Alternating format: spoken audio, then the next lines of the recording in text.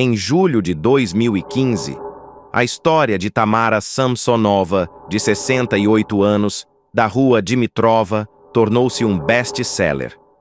A conversa era sobre a possibilidade de dezenas de assassinatos cometidos por uma pensionista tranquila, sobre o novo Chikatilo de São Petersburgo de Saia.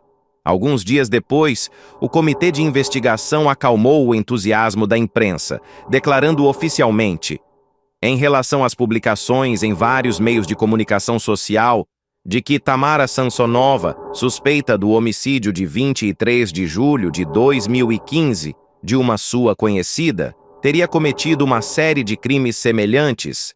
Direção Principal de Investigação do SKR, em São Petersburgo, afirma que, no momento, a investigação não dispõe dados objetivos sobre a prática de Samsonova, outros homicídios. A investigação seguiu seu curso. A perícia psiquiátrica forense constatou que Samsonova, esquizofrenia paranoica. Em agosto de 2016, o Ministério Público considerou legal e fundamentado o encaminhamento do caso de Samsonova ao tribunal para a aplicação de medidas médicas de caráter coercitivo. Em termos simples, para interná-la num hospital psiquiátrico com vigilância reforçada. Agosto de 2015. Depois que, na noite de 26 de julho de 2015, num terreno baldio, perto da Casa 10, Bloco 4, na rua Dimitrova, foram encontrados embrulhados num saco plástico fragmentos do corpo da mulher. Agentes da Brigada Criminal identificaram a suspeita em poucas horas. Descobriu-se que a vítima era Valentina Ulanova, de 79 anos, que morava na casa ao lado da qual foram encontrados restos mortais. A suspeita do homicídio recaiu sobre Tamara, de 68 anos, Samsonova, de 68 anos, que tinha um apartamento no prédio vizinho, mas morava com Ulanova. Manchas de sangue recém-lavadas, ausência na casa de banho na sala, cortina e facas com vestígios de substância castanha, cor. Davam uma ideia aproximada. Tamara Samsonova praticamente imediatamente confessou testemunho sobre como envenenou Ulanova, misturando veneno na comida dela fenazepam, e em seguida a esquartejou e espalhou os pedaços pela vizinhança. Inicialmente, Samsonova afirmou que o assassinato foi cometido com a ajuda de outra vizinha, mas rapidamente foi provada. A suposta cúmplice nem sequer existia na cidade naquele momento. E Samsonova confessou que inventou essa parte do depoimento por animosidade pessoal. Começou a agitação nos círculos policiais e na imprensa quando um dos operacionais experientes se lembrou que, em 2003, ele teve de intervir no território de um jardim de infância, nas proximidades, examinar fragmentos do corpo masculino, e a imagem pareceu-lhe familiar. Após algumas perguntas de Samsonova, seguiram-se as apresentações até ao topo das forças policiais. Tamara Mitrofanovna confessou sem hesitar.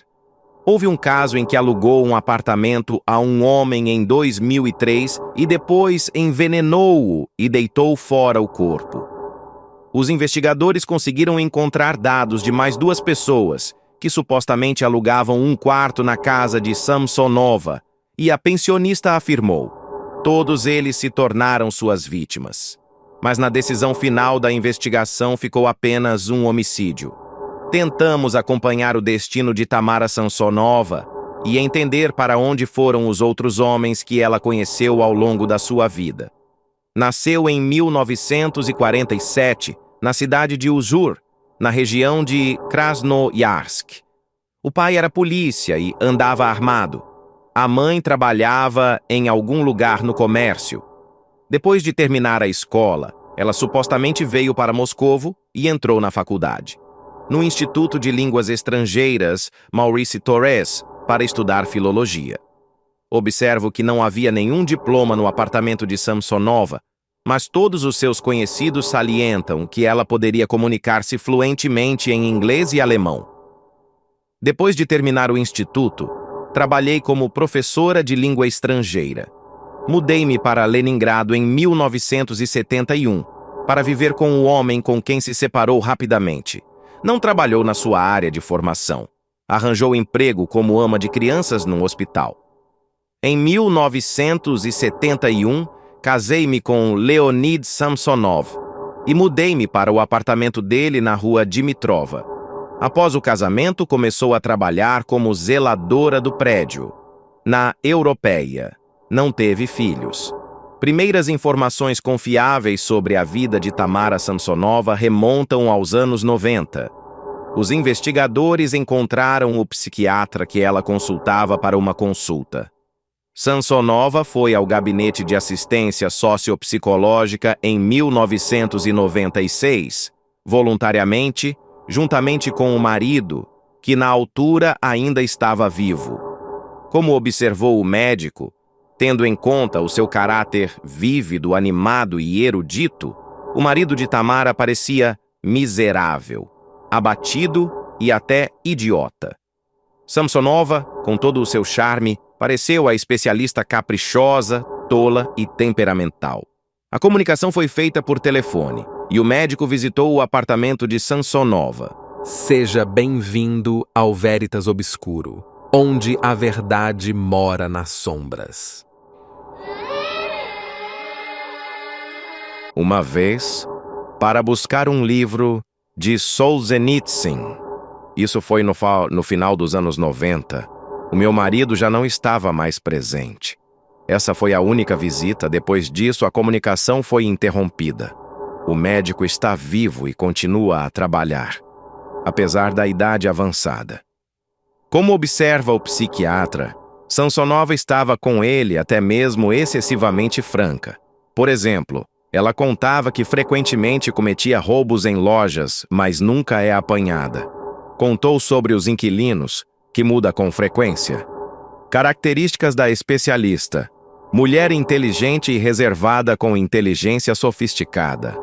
Leonid Samsonov, nascido em 1947. Trabalhou numa fábrica de reparação automóvel. Ao lado da esposa, ele parecia pálido. Como afirmou Samsonova no interrogatório, a relação entre eram boas. Eu era como uma mãe para ele. Ele era como um filho. Desapareceu no final dos anos 90. A data exata é desconhecida. O seu corpo ainda não foi encontrado. Samsonova, em conversas com conhecidos, sugeria várias versões. Ele me deixou. Morreu de cirrose do fígado. A mais comum. Ele foi ao banco e não voltei. O desaparecimento do marido foi comunicado por Samsonova ao Departamento de Investigação Comitê apenas em 2015, quando ela foi incluída na investigação. Durante a busca no apartamento de Samsonova, foram encontrados documentos do marido desaparecido, incluindo passaporte e caderneta de poupança. A questão de saber se ela matou o marido foi colocada a Samsonova. Ao confessar, na primeira fase da investigação, 4 mortes, ela sempre negou veementemente o assassinato do marido Samsonov. Vladimir mudou-se para a casa de Samsonova no verão de 2001, alugando um quarto dos quartos. Apesar da diferença de idade de quase 20 anos, a relação com a proprietária do apartamento foram bastante íntimas no início. 1 mês ou 2 depois, como Vladimir contou em O Inquérito, ele terminou a relação íntima com Samsonova. Em dezembro de 2001, ele foi hospitalizado com sintomas de envenenamento. Determinar qual medicamento poderia ter sido a causa. Distúrbio na sua saúde, os médicos não conseguiram. Após procedimentos de desintoxicação, não foram encontrados vestígios de veneno no organismo, não restaram vestígios de veneno no organismo.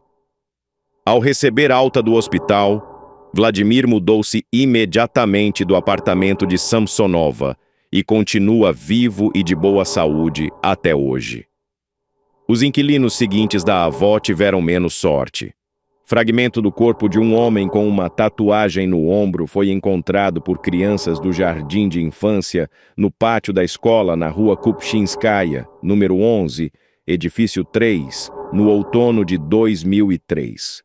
Na altura, o caso ficou por resolver e nem mesmo a identidade falecido não foi identificada. Outros fragmentos do corpo, incluindo membros e cabeça, não foram encontrados.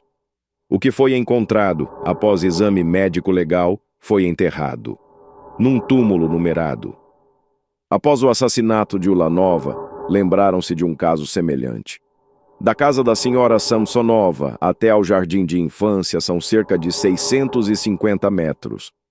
Samsonova também se lembrou do seu inquilino, Sergei Potianina, e contou como lhe colocava um pouco de borscht radedorm, como cortou o corpo e espalhou pelos arredores.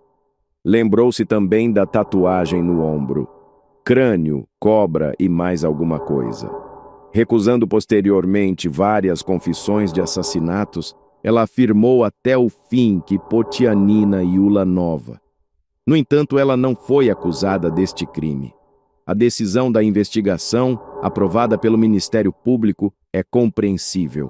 Como contaram à criminosa os conhecidos da investigação processo, quando o túmulo foi aberto com o número correspondente, foi encontrado um corpo feminino cadáver. Encontraram o túmulo certo, mas a investigação do fragmento existente dos restos mortais, após 13 anos, não ajudou a determinar a causa da morte. Em 2003, descobriu-se que o exame para detectar a presença nos tecidos do cadáver, substâncias que poderiam indicar de envenenamento, não foi realizado. Basear a acusação apenas no depoimento de Samsonova, de que ela pode recusar a qualquer momento, não se arriscaram. Alexander Barishev conheceu Samsonova em 2003 por acaso, durante um passeio pela rua Sadovaya. Ele estava com a sua companheira Larisa Samsonova, com um homem chamado Gennady. Os casais começaram a conversar. Passado algum tempo, Samsonova informou que Gennady morreu. Ele tinha cerca de 40 anos. A comunicação inicialmente ocorreu principalmente entre Samsonova e Larisa, mas gradualmente o telefone começou a ser atendido cada vez mais frequentemente por Barishev. Um ano depois de se conhecerem, como contou Larisa, Barishev anunciou que, após 7 anos de vida em comum, decidiu ir para Samsonova e foi morar com Tamara em Kupchino. Ele ligou várias vezes para a Larisa, 2 ou 3 vezes após a mudança. A última chamada foi 1 semana depois, e a conversa foi abruptamente interrompida abruptamente. Ninguém mais viu Alexander Barishev vivo, nem morto. Segundo Larisa, Barishev tinha relações muito cordiais com a família da sua irmã, especialmente com o sobrinho. Este sobrinho visitou Larisa em 2007 e tentou descobrir o paradeiro do seu tio, mas não encontrou nenhum vestígio, não conseguiu encontrar. Imediatamente após a detenção de Samsonov, ela prestou o depoimento de que tinha matado Barishev. Posteriormente, ela negou suas palavras. "Eu estava a brincar", afirmou a avó. "Quem é Gennady? Ele está vivo? Se morreu, então por quê? Por que motivo não se sabe." De acordo com a versão oficial, defendida por Samsonova, ela envenenou Ulanova com fenazepam e, quando ela morreu, a desmembrou. Supostamente, 50 comprimidos moídos num moedor de café foram adicionados à salada Olivier comprada numa loja. Foi servido álcool durante a refeição, mas o álcool continha fenazepam, não foi adicionado. De acordo com os resultados da perícia médico-legal, nos fragmentos de restos mortais encontrados, derivados fenazepam não foram identificados. E a vítima não consumiu álcool antes da morte, não consumiu álcool antes de morrer. A conclusão é cautelosa.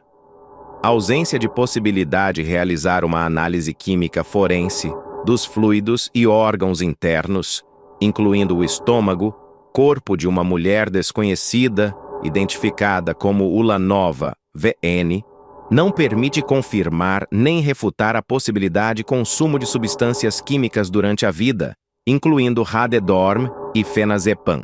Outra estranheza é o próprio facto do envenenamento mortal. Fenazepam. De acordo com a conclusão dos especialistas, para que ocorresse a morte, é necessário introduzir 50 comprimidos no organismo.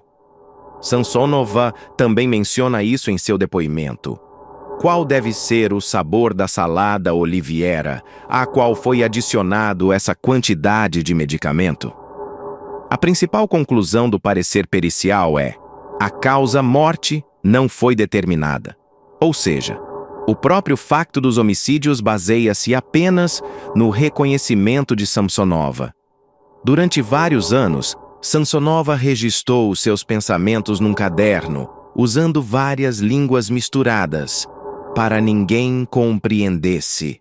Como disseram os detetives no verão de 2015, em mensagens criptografadas, havia alusões a uma dezena de assassinatos. Mais tarde, essa informação foi declarada inadequada. Realidade. E a possibilidade de um maníaco em série em Cupertino foi negada. Explicaram à suspeita o que os investigadores queriam dizer. Ao longo de muitos anos encontram-se no diário registros sobre a procura de Samsonova por radormócios potentes, Fenazepam e outros medicamentos. Foi observado: compro 6 caixas de F, custa 410 rublos. E ainda tenho 2 barras de chocolate. Agora já me chega. Tenho 17 unidades. Compro, restam 12 unidades do medicamento, mais 18 azuis. A própria Tamara Mitrofanovna não tomou esses medicamentos. Durante muitos anos ia dormir por volta das 21 horas e acordava às 3 da manhã bem descansada e revigorada. Supunha-se que os medicamentos eram necessários para ela adormecer possíveis vítimas. Hoje a investigação concordou com a versão de Samsonova, segundo a qual ela obtinha medicamentos para os vizinhos. E até encontrei uma vizinha a quem Samsonova uma vez deu um pacote de Fenazepam. Onde foram gastos os restantes pacotes mencionados no diário? Não foi determinado. A solução escolhida pela investigação é a melhor para todos. A avó Samsonova, evidentemente, passará o resto da vida para uma instituição especializada, sob vigilância reforçada. Mais 2 ou 3 mortes, sobre as quais se falou no calor do momento após a detenção, não podem ser provados, então não há necessidade de falar sobre eles. Além disso, não há necessidade de alimentar o entusiasmo. Caso contrário, pode-se obter série de crimes cometidos por um maníaco em São Petersburgo cerca de 15 anos. O que é mal para a imagem. De Leonid Samsonov, Alexander Barishev e Sergei Potianin não tem parentes que batam as portas das autoridades policiais, exigindo que fossem encontrados e punidos. Quem é esse tal de Gennady, supostamente falecido, é algo totalmente desconhecido, assim como os nomes e destinos dos outros inquilinos da avó. Segundo informou o advogado de defesa de Samsonova, Konstantin Sazonov. A defesa também está satisfeita com a posição da investigação. A minha cliente insiste na sua confissão do homicídio Ulanova. Concordamos com as conclusões da perícia psiquiátrica sobre a doença de Samsonova. A decisão de encaminhamento do caso ao tribunal para aplicação de medidas coercivas, medidas de natureza médica, consideramos legal e justificado. Restam por esclarecer alguns pormenores insignificantes. Por exemplo, onde está a cabeça, os órgãos internos, e em geral todos os membros de Ulanova, e as partes correspondentes do corpo do falecido Sergei Potianin. Onde estão os corpos de Leonid Samsonov e Alexander Barishev? Todo o processo de remoção do corpo de Ulanova do apartamento foi registrado por uma câmara de vídeo na entrada do prédio, e é claro que não é preciso levá-lo para muito longe as provas de Samsonov. A versão mais provável é o canal Volkovsky, que passa ao longo dos trilhos da ferrovia. O caminho até lá não é longo, cerca de 300 metros. Não foi possível organizar uma busca em grande escala, pois o trabalho da escavadora revelou-se demasiado caro. O canal não era limpo desde aproximadamente 2000, ou seja, há tempo que, segundo algumas estimativas, poderia ter funcionado a avó. Quando se trata de trabalhos neste reservatório, é possível que surpresas. O médico está vivo e continua a trabalhar, apesar da idade avançada. Como observa o psiquiatra, Samsonova estava com ele até mesmo excessivamente franca. Por exemplo, ela contava que frequentemente cometia roubos em lojas, mas nunca é apanhada. Contou sobre os inquilinos, que muda com frequência. Características da especialista mulher inteligente e reservada com inteligência sofisticada. Leonid Samsonov, nascido em... Trabalhou numa fábrica de reparação automóvel. Ao lado da esposa, ele parecia pálido. Como afirmou Samsonova no interrogatório, a relação entre eram boas. Eu era como uma mãe para ele era como um filho. Desapareceu no final dos anos. A data exata é desconhecida. O seu corpo ainda não foi encontrado. Samsonova, em conversas com conhecidos, sugeria várias versões. Ele me deixou. Morreu de cirrose do fígado. A mais comum? Ele foi ao banco e não voltei. O desaparecimento do marido foi comunicado por Samsonova ao Departamento de Investigação Comitê apenas quando ela foi incluída na investigação. Durante a busca no apartamento de Samsonova, foram encontrados documentos do marido desaparecido, incluindo passaporte e caderneta de poupança. A questão de saber se ela matou o marido foi colocada a Samsonova. Ao confessar, na primeira fase da investigação, 4 mortes, ela sempre negou veementemente o assassinato do marido Samsonov. Vladimir mudou-se para a casa de Samsonova no verão alugando um quarto dos quartos. Apesar da diferença de idade de quase 20 anos, a relação com a proprietária do apartamento foram bastante íntimas no início. 1 mês ou 2 depois, como Vladimir contou em O Inquérito, ele terminou a relação íntima com Samsonova. Em dezembro de 2022, ele foi hospitalizado com sintomas de envenenamento. Determinar qual medicamento poderia ter sido a causa de distúrbio na sua saúde, os médicos não conseguiram. Após procedimentos de desintoxicação, não foram encontrados vestígios de veneno no organismo, não restaram vestígios de veneno no organismo.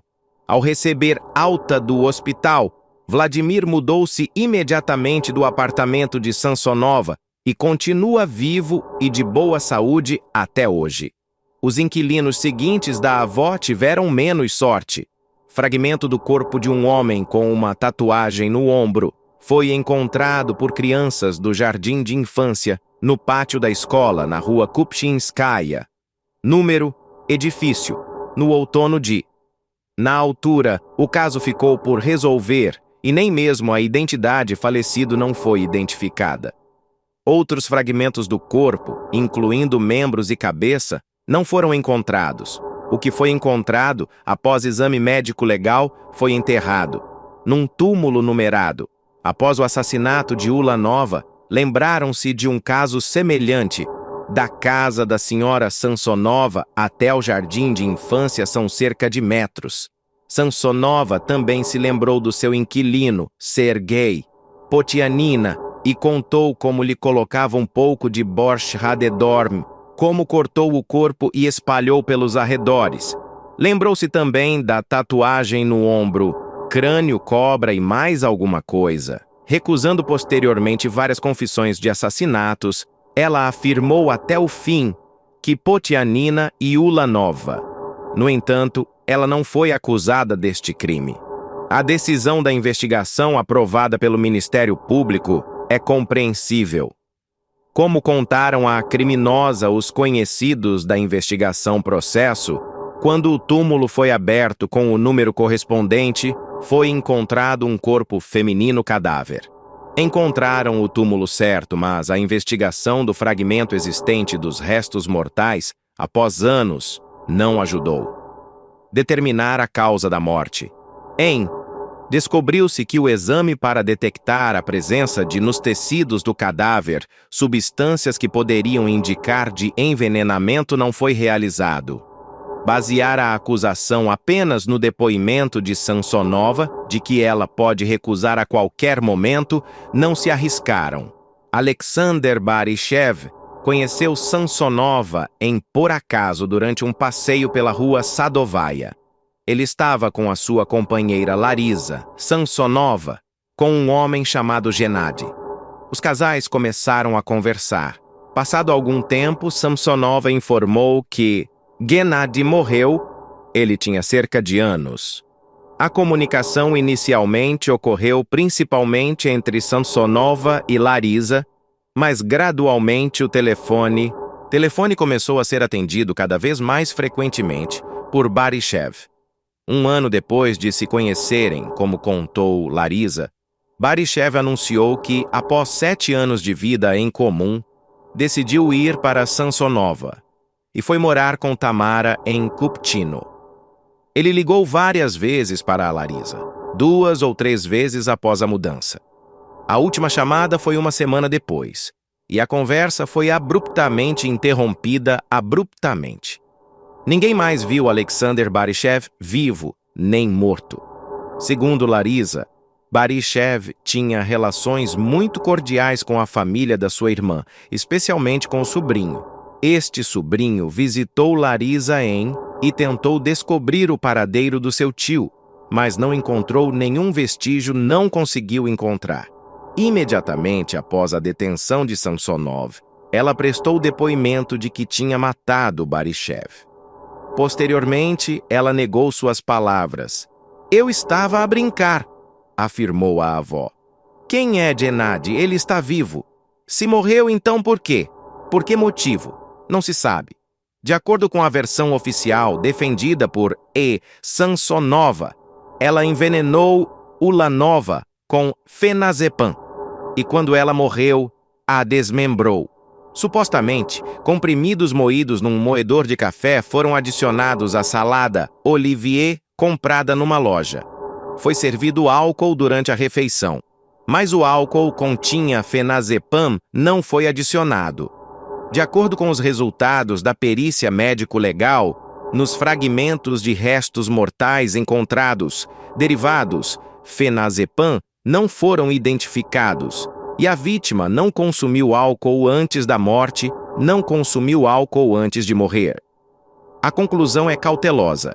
A ausência de possibilidade realizar uma análise química forense dos fluidos e órgãos internos, incluindo o estômago, corpo de uma mulher desconhecida, identificada como Ulanova VN, não permite confirmar nem refutar a possibilidade de consumo de substâncias químicas durante a vida, incluindo Radedorm e fenazepam. Outra estranheza é o próprio facto do envenenamento mortal. Fenazepam. De acordo com a conclusão dos especialistas, para que ocorresse a morte, é necessário introduzir comprimidos no organismo. Samsonova também menciona isso em seu depoimento. Qual deve ser o sabor da salada Oliviera, a qual foi adicionado essa quantidade de medicamento? A principal conclusão do parecer pericial é: a causa-morte não foi determinada. Ou seja, o próprio facto dos homicídios baseia-se apenas no reconhecimento de Samsonova. Durante vários anos, Samsonova registrou os seus pensamentos num caderno, usando várias línguas misturadas, para ninguém compreendesse. Como disseram os detetives no verão de Em mensagens criptografadas, havia alusões a uma dezena de assassinatos. Mais tarde, essa informação foi declarada inadequada. Realidade e a possibilidade de um maníaco em série em Cupertino foi negada. Explicaram à suspeita o que os investigadores queriam dizer. Ao longo de muitos anos, encontram-se no diário registros sobre a procura de Samsonova por radormócios potentes, fenazepam e outros medicamentos. Foi observado: compro caixas de F, custa rublos, e ainda tenho barras de chocolate. Agora já me chega. Tenho unidades, compro restam unidades do medicamento, mais azuis. A própria Tamara Mitrofanovna não tomou esses medicamentos. Durante muitos anos ia dormir por volta das horas e acordava às da manhã, bem descansada e revigorada. Supunha-se que os medicamentos eram necessários para ela adormecer possíveis vítimas. Hoje a investigação concordou com a versão de Samsonova, segundo a qual ela obtinha medicamentos para os vizinhos. E até encontrei uma vizinha a quem Samsonova uma vez deu um pacote de fenazepam, onde foram gastos os restantes pacotes mencionados no diário. Não foi determinado. A solução escolhida pela investigação é a melhor para todos. A avó Samsonova, evidentemente, passará o resto da vida para uma instituição especializada, sob vigilância reforçada. Mas 2 ou 3 mortes, sobre as quais se falou no calor do momento após a detenção, não podem ser provados.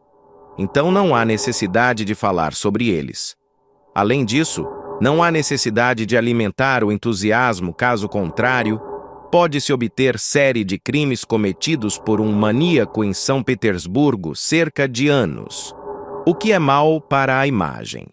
De Leonid Samsonov, Alexander Baryshchev e Sergei Potianin, não tem parentes que batam as portas das autoridades policiais, exigindo que fossem encontrados e punidos. Quem é esse tal de Gennady, supostamente falecido, é algo totalmente desconhecido, assim como os nomes e destinos dos outros inquilinos da avó. Segundo informou o advogado de defesa de Samsonova, Konstantin Sazonov, a defesa também está satisfeita com a posição da investigação. A minha cliente insiste na sua confissão do homicídio Ulanova. Concordamos com as conclusões da perícia psiquiátrica sobre a doença de Samsonova.